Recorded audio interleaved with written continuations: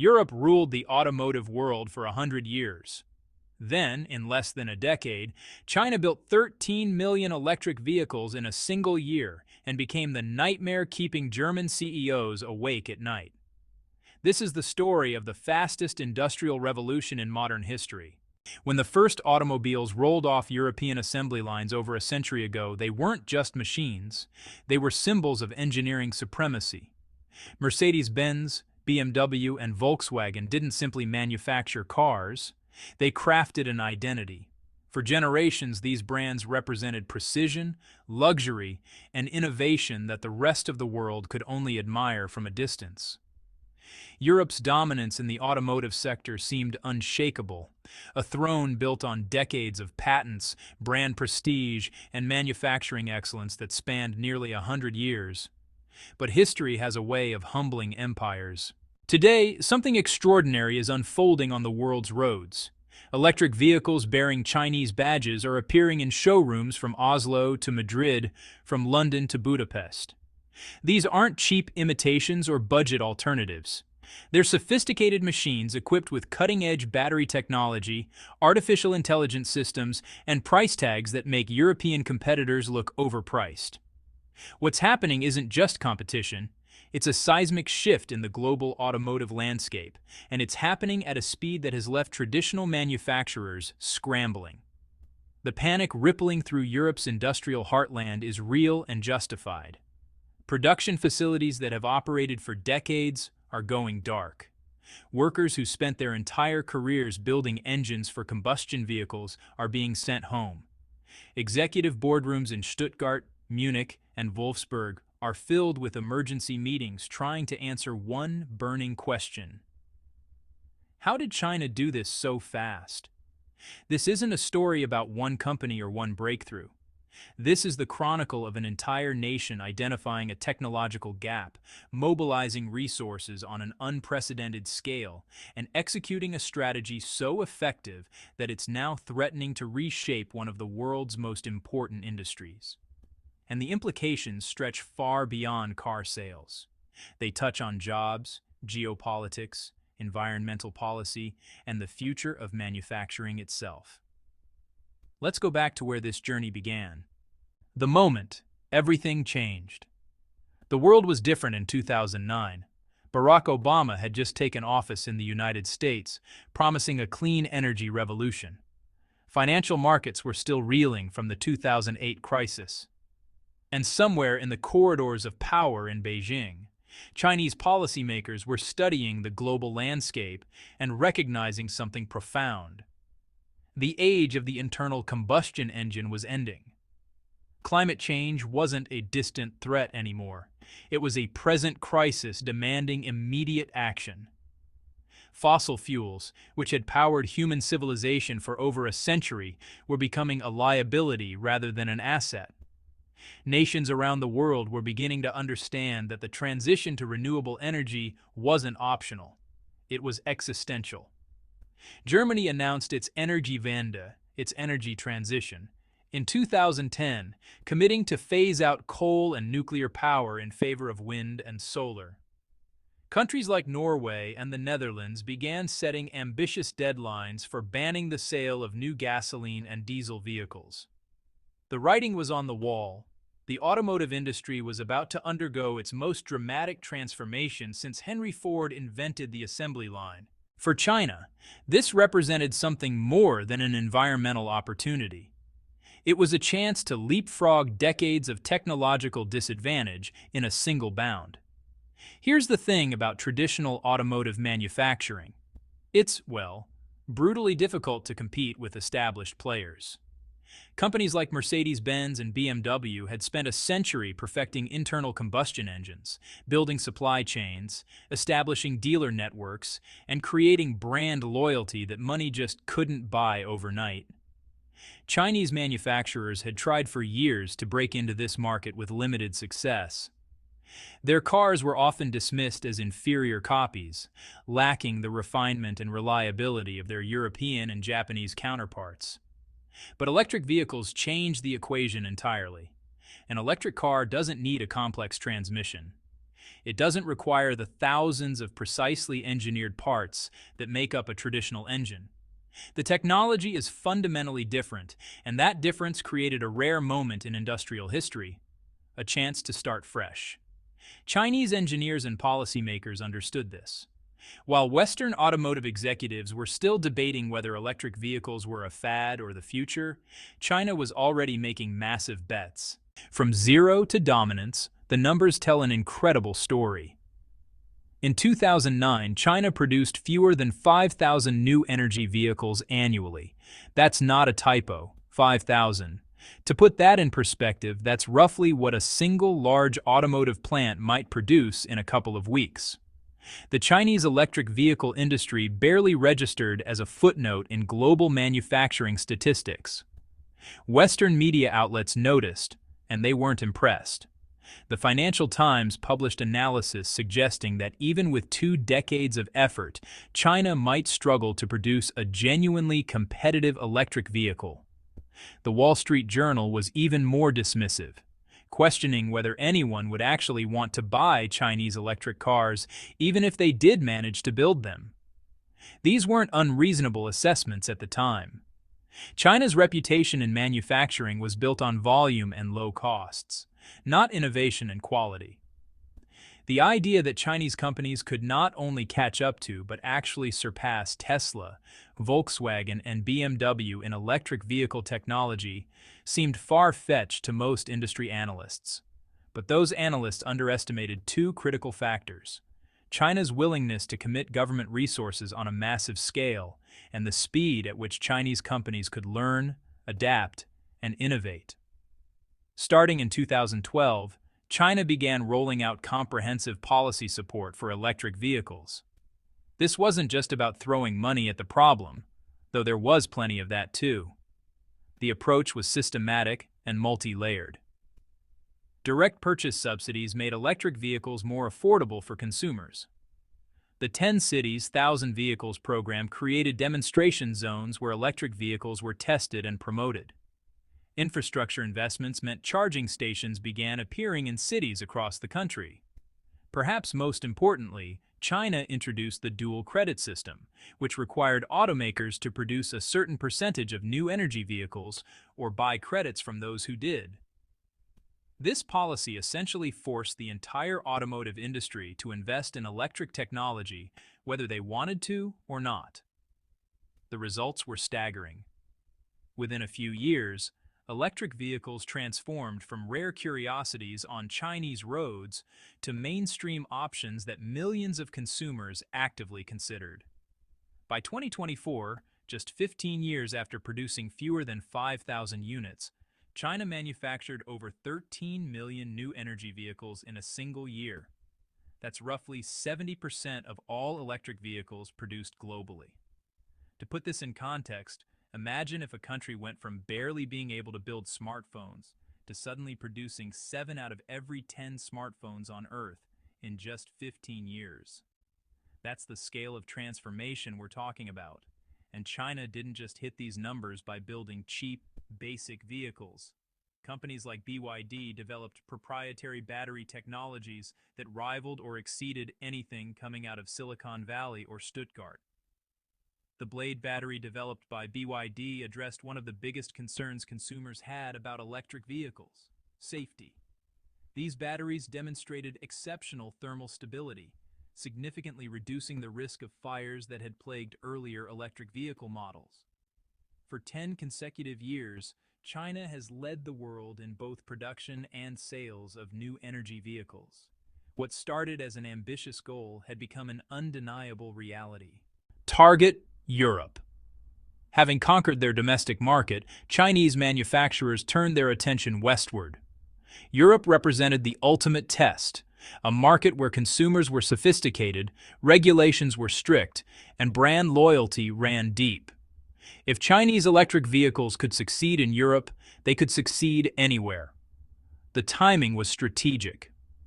Around 2020, European policymakers were accelerating their own green transition. The European Green Deal, unveiled in 2019, set an ambitious target. By 2035, all new cars sold in the European Union would need to produce zero emissions.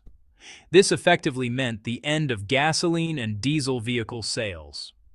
To support this transition, European governments introduced generous purchase subsidies for electric vehicles, invested billions in charging infrastructure, and implemented carbon credit systems that penalized manufacturers of high-emission vehicles. Ironically, these policies created the perfect conditions for Chinese manufacturers to enter the market. Brands like BYD, NIO, XPeng, and Li Auto began shipping vehicles to Norway, the Netherlands, and Germany, countries that had historically been strongholds of European automotive pride. The first arrivals were modest. In 2020, Chinese-made electric vehicles accounted for just 0.4% of new vehicle registrations in Europe. It was a tiny foothold, easily dismissed by European manufacturers who still commanded over 90% of their home market. But that foothold grew quickly. By 2024, Chinese brands sold 650,000 electric vehicles in Europe. That's a more than 150-fold increase in just 4 years, one of the fastest market penetration rates in modern commercial history. Suddenly, Chinese vehicles weren't just present in Europe. They were becoming common sights in parking lots and on highways. The breakthrough wasn't accidental. Chinese manufacturers had learned from their domestic experience and refined their approach for European sensibilities.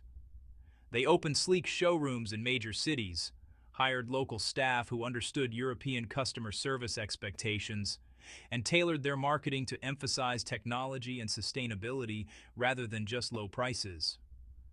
By July 2025, something, well, remarkable happened. BYD registered more new vehicles in Europe than Tesla. Let that sink in. BYD, a company that most Europeans hadn't heard of a decade earlier, outsold the brand that had become synonymous with electric vehicles. BYD registered 13,500 new vehicles that month compared to Tesla's 8,800. This wasn't just a statistical anomaly. It represented a fundamental shift in consumer perception and market dynamics. Why Europeans started choosing Chinese. When Chinese electric vehicles first appeared in European showrooms, many consumers honestly approached them with a fair bit of skepticism. The Made in China label, whether justified or not, carried connotations of cheapness and questionable quality. Early buyers, were often motivated primarily by price. They were willing to take a risk on an unknown brand because, well, the savings were substantial. But something interesting happened. Many of those early buyers became enthusiastic advocates. The price advantage certainly helped. A mid-sized electric SUV from a Chinese manufacturer typically sells for around 35,000 euros in Europe. An equivalent vehicle from Volkswagen, Renault, or BMW usually starts above 50,000 euros and can easily exceed 60,000 euros with options. That's a difference of 20,000 to 25,000 euros, enough to make many consumers, honestly, reconsider their brand loyalty. But price alone doesn't really explain why Chinese vehicles began earning positive reviews and repeat customers. The quality gap that Western manufacturers assumed would protect their market share started closing rapidly. Chinese companies invested heavily in design. NIO's minimalist interiors, for example, drew comparisons to Scandinavian furniture, clean lines, high-quality materials, and intuitive layouts. XPeng's vehicles featured advanced driver assistance systems that, frankly, worked smoothly in European traffic conditions. Zeekr, part of the Geely Group, created sporty designs that appealed to younger buyers who wanted something that looked exciting, not just eco-friendly. The technological features surprised many European reviewers. Voice-controlled systems that actually understood commands in multiple languages. Smartphone integration that worked seamlessly. Over-the-air software updates that continuously improved vehicle performance. Automated parking systems that functioned reliably in tight European city streets. In many ways, Chinese manufacturers were approaching automotive design the way tech companies approach smartphones, emphasizing software, user experience, and continuous improvement rather than just mechanical engineering. European automotive journalists began writing reviews that sounded very different from the dismissive coverage of just a few years earlier. The Financial Times published a feature in 2024 with a striking headline suggesting that Chinese electric vehicles were, quote, redefining how Europeans imagine the future of mobility. This wasn't just about transportation anymore. It was about lifestyle, technology, and identity, the same intangibles that had allowed European brands to dominate for so long. The backlash begins. Success inevitably breeds resistance, and Chinese electric vehicles' rapid growth in Europe triggered a political and economic backlash. In October 2023, the European Commission launched an anti-subsidy investigation into Chinese electric vehicle manufacturers. The premise was pretty straightforward. European officials argued that Chinese companies benefited from unfair government support that allowed them to undercut European manufacturers on price. According to this view, Chinese electric vehicles weren't actually more competitive, they were just more subsidized.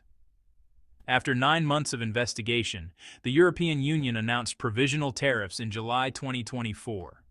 These weren't minor adjustments. They were substantial penalties ranging from 17.4% to 37.6%, depending on the manufacturer, stacked on top of the existing 10% import duty on vehicles. Do the math, and the impact becomes clear. A Chinese electric vehicle priced at 30,000 euros would suddenly cost closer to 38,000 euros after the maximum tariff was applied. That's an extra 8,000 euros, enough to eliminate much of the price advantage that had made Chinese vehicles attractive in the first place. By October 2024, these tariffs became permanent, set to remain in place for 5 years. European policymakers celebrated this as a necessary measure to protect the continent's automotive industry and the millions of jobs it supported. But the tariffs didn't stop there. In early 2025, under the EU's foreign subsidies regulation, officials launched an investigation into BYD's new factory in Hungary. The implication was clear. Even when Chinese companies tried to build cars in Europe using European workers, they would face scrutiny and potential restrictions. From Brussels to Berlin, the message seemed unified. Europe would use every regulatory tool available to slow the advance of Chinese electric vehicles. There was just one problem with this strategy. It didn't work. Despite the tariffs, trade investigations, and all the political rhetoric, Chinese electric vehicle sales in Europe just kept climbing. In the first 8 months of 2025, China exported approximately 430,000 new energy vehicles to Europe, a 74% increase compared to the same period the previous year. BYD really led the charge with over 180,000 exports, establishing itself as the most popular Chinese brand among European consumers. SAIC Motor followed closely with around 170,000 units. These weren't marginal players nibbling at the edges of the market. They were becoming major forces in European automotive retail. Perhaps most tellingly, Belgium emerged as the largest European importer of Chinese electric vehicles, with sales exceeding 200,000 units. The United Kingdom followed with 130,000 units.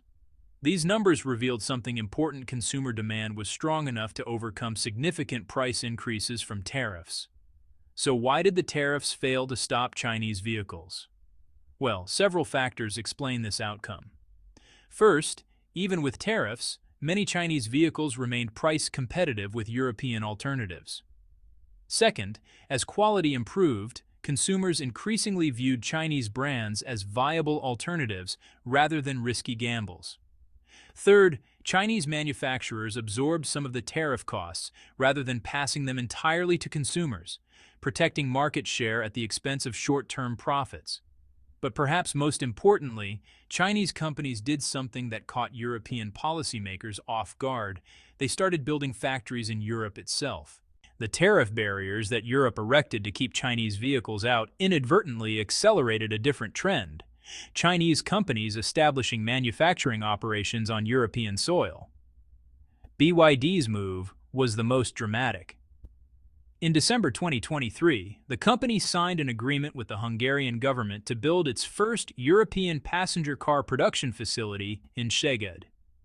The numbers were staggering: 4 billion euros in total investment, over 300 hectares of land, and plans for an initial annual capacity of 150,000 vehicles that could eventually double to 300,000. This became the largest Chinese automotive investment project in European history. The facility won't just assemble vehicles. It will produce batteries and critical components, creating a complete supply chain on European soil. Production is scheduled to begin in the second half of 2025. Chery followed with a different approach. In April 2024, the company announced a partnership with the Spanish government to revive the Zona Franca automobile plant near Barcelona, which had been sitting idle since Nissan's withdrawal. With an investment of 400 million euros, Chery plans to start production in 2025 with an initial capacity of 50,000 vehicles, scaling to 150,000 by 2029.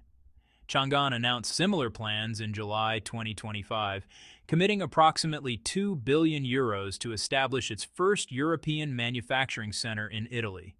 Construction is expected to start by late 2026, with full production beginning in 2028 and initial annual capacity around 100,000 vehicles. These aren't token gestures or small experimental facilities. These are major industrial investments that will employ thousands of European workers and produce hundreds of thousands of vehicles annually. Vehicles that will be labeled Made in Europe and face no import tariffs whatsoever. The irony is striking. European tariffs designed to protect the domestic automotive industry are instead accelerating the establishment of Chinese-owned factories on European soil. These facilities will compete directly with traditional European manufacturers while creating a situation where blocking them would mean turning away billions in investment and thousands of jobs. While Chinese manufacturers expanded, traditional European automakers found themselves in increasingly desperate situations.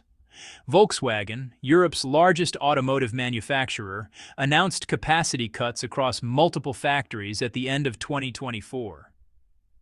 The company's pure electric vehicle plant in Zwickau, Germany, once showcased as the future of European automotive manufacturing, saw production reduced by 25%. Approximately 3,000 workers were placed on forced rotation or temporary leave, a polite term for being sent home with reduced pay, while the company figured out what to do with excess capacity. The reason was brutally simple. Volkswagen's electric vehicles weren't selling fast enough to justify the production capacity the company had built. Audi's situation was even worse. In early 2025, the company announced the complete closure of its electric vehicle plant in Brussels, Belgium. This wasn't a scaling back or temporary suspension. It was a permanent shutdown. The facility had been one of Europe's first dedicated to producing high-end electric vehicles, positioned as a flagship of European innovation. By the end of February 2025, roughly 3,000 employees had been laid off, and the production lines went dark. Stellantis, the multinational conglomerate that owns brands like Peugeot, Citroën, and Fiat, suspended electric vehicle production at facilities in Naples and Turin, Italy. Company executives cited declining demand, but industry analysts pointed to a different culprit: imported electric vehicles from China were taking market share that Stellantis had counted on capturing. The ripple effects extended throughout the supply chain. Bosch and Continental, two of Germany's largest automotive parts suppliers, announced combined layoffs exceeding 50,000 employees in 2024. Factories that had produced components for internal combustion engines for decades suddenly found their products obsolete. Some attempted to pivot toward electric vehicle components, but Chinese manufacturers increasingly sourced parts from their own supply chains. According to the European Automobile Manufacturers Association, total automobile production in the EU fell by 13% year-over-year in the first half of 2024. During that same period, imports of new energy vehicles from China increased by 28%. The math is sobering. For nearly every vehicle European manufacturers stopped producing, a Chinese brand filled the gap. This isn't just about statistics and market share. It's about people, workers who have spent entire careers in automotive manufacturing, communities built around factory employment, and an industrial identity that has defined regions of Europe for generations. The scenes are becoming familiar. Workers protesting outside factory gates, union leaders demanding government intervention, and politicians struggling to reconcile free market principles with political pressure to protect domestic jobs. The transformation unfolding in Europe's automotive sector represents more than a business story. It's a fundamental shift in global economic power and technological leadership. For a century, European automotive dominance seemed natural and permanent.